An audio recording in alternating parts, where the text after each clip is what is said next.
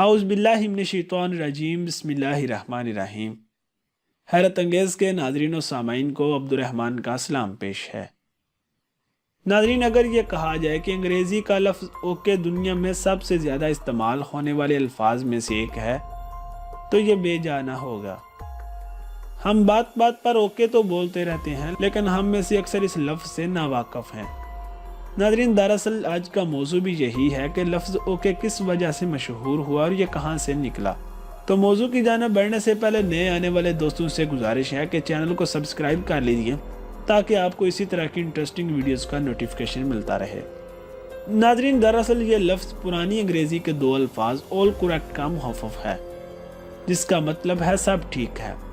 19ویں صدی کے وسط میں امریکی شہر نیو یارک میں غیر روایتی الفاظ کا استعمال عام تھا اور بڑے لفظوں کو مختصر کر کے بولنا بہت پسند کیا جاتا تھا۔ اس دور میں یو نو کی جگہ کے وائی اور آل رائٹ کی جگہ او ڈبلیو جیسے محفف عام استعمال کیے جاتے تھے۔ اگرچہ ان میں سے اکثر محفف وقت کے ساتھ ختم ہو گئے، مگر ایک سیاستدان کی وجہ سے اوکے کا استعمال جاری رہا۔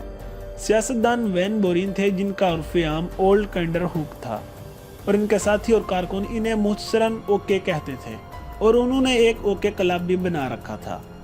اگرچہ اس لفظ کا تعلق سیاست سے تو ختم ہو گیا، لیکن سب ٹھیک ہے یا ٹھیک کے معنوں میں اس کا استعمال اب بھی بڑے پیمانے پر کیا جاتا ہے۔